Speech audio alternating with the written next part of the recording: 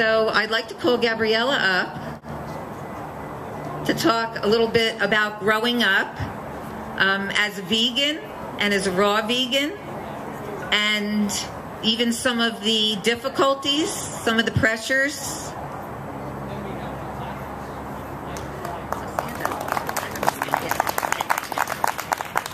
Thank you. Thank you all for being here. And thanks to my mom. So, as far as I can remember, my mom has always been into health. It's always been a big passion of hers, and she's always involved us in it as well. When I was around age 5 or so, she got into raw foods after having her own health journey, and she talked about my great-grandmother. And then my grandfather was also a vegetarian. My mother's a vegetarian, and I'm a vegetarian and vegan. And so I'm a fourth generation vegetarian, which is something that I'm really happy about and take a lot of honor in. So when I was 5, my mom got into raw, and it was a really easy transition. I was 5, I wasn't like about to argue with her or anything. So she just started feeding us fresh raw fruits, vegetables, nuts and seeds, and that's just what my brother and I ate. And we didn't know to question otherwise. That's just what she gave to us. And growing up, we were homeschooled. I was part of a homeschooling cooperative group, and a lot of the people that were part of that group were really health conscious. They weren't necessarily raw, vegan, or vegetarian, but they were very open to whatever people's diets were. And so we were really able to maintain our diet, and at the most, sometimes I would have some vegan cooked food, when we would go out to a potluck or to a friend's house or something like that. But from about 5 to age 12, I was pretty much, I'd say like 99% raw, and hardly ever got sick. I can't even remember any times when I really did get sick. And like my mom said, when I did, I knew what would make me feel better. I knew to drink juice or drink water and just go to bed, and I knew that that's what would bring me back to life every time. And then when I was 12, 13, that's when I kind of started to get more interested in what other people were eating, and going out more into the mainstream, taking classes and courses in different places, and just being exposed to what other people were eating. And I was really interested in what other people were eating, and I really wanted to try all those foods. And I remember at that point it was really difficult for my mom, my brother and I both. We just really wanted to try all these other foods, and we got really mean to my mom, and just we were like, we want this stuff in the house, like we want you to buy us this food. And she was like, well, no. I'm not gonna buy that stuff. We're not gonna have that stuff in our house. And she really maintained her vegan diet in the house. So she wouldn't bring any dairy into the house, and hardly any processed food. We tried hard to get bread into the house and all kinds of things, and she wouldn't let us. And so whenever we would go out, we would eat the things that we wanted to eat. But then when we were at home, we kind of had to abide by her rule, which in the moment made me really angry. But now looking back on it, I'm actually really grateful that she did maintain the veganism in the house, because it made me eat well. As I got older, maybe like 16, that's when I was really super rebellious. I just wanted to eat pizza and ice cream with my friends. I just kind of wanted to fit into the norm and just do what everyone else was doing. And I really just didn't want to hear a single word about anything of what my mom had to say. And I was like, I don't want to be healthy. I don't care. I just want to do what my friends are doing, really. And so that kind of continued a bit until, and actually during that time, I never ate meat. That was the one thing. I've never eaten meat, and I was never interested in it. That was just I did eat dairy, a lot of dairy, but that kind of continued until I was 18 and I went to college.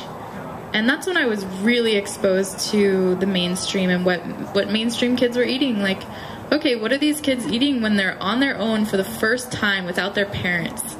And so, you know, a lot of pizza and Chinese food and drinking and drugs. And I took part in that, you know, for the first, probably about the first year of college. I took part in all of those things, all those activities. And I think that was at the point where my body started to have this like deeper reaction to all of those foods. Before, when I was, you know, 16, 17, 18, like I feel like I was still youthful enough and healthy enough that I could eat those foods and still like bounce back the next day, not really like feel the effect so directly. And then once I, you know, was like 18, 19, I started like the next day I wouldn't feel good. And so, and drinking would really, really affect me. I would be out, like my body would just shut down. And I remember after like a pattern of doing that over and over, I got kind of sick and I was like out. My body was just like, I'm done. And I had to sleep. And I still remember calling my mother and saying, Mom, like I'm sick. How come I'm sick? How come all these other kids can keep doing this pattern over and over and they don't get sick? And she was just like, oh, I'm so happy that you're sick. I'm so happy. It just shows me that your body is still working. Your body is still reacting in a good way, that you can't just like shove all this crap down your system and expect that nothing's going to happen. And that it's actually really scary when you can eat all those things and nothing does happen. It's like, where is that going? Where is that accumulating, right? So that was the point where I became vegan again, and I kind of just took back control of my own health and gained this like self-empowerment and self-strength where it wasn't just because my mom said so anymore, or that it was something that she was preaching to me, but it was actually something that I felt like I owned for myself. And so that's when I became vegan again, and I started eating at the salad bar at the cafeteria and worked with my college to try to get more fresh fruits and vegetables for them to provide to all the students. I brought my blender to my dorm room and just started making green smoothies in the morning. And all my friends saw like a real profound difference in me. That I, you know, obviously I wasn't partaking in a lot of the other activities from before.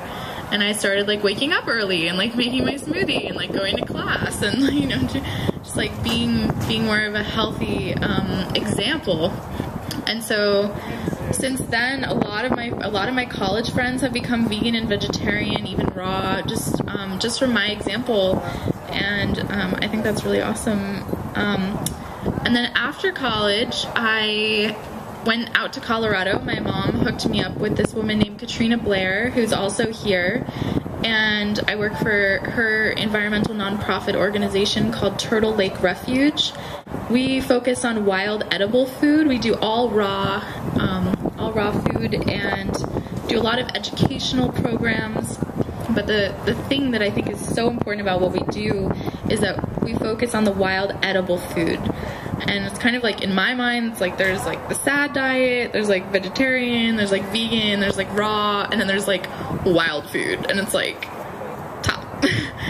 And I've just been learning so much there and really appreciating the knowledge of all the wild food and everything that, especially like in this area and really all areas, there's wild food that we can eat. And I'll just leave you with this fact that I think is really awesome, which is that one dandelion leaf has the equivalent nutrients of an entire bunch of cultivated kale.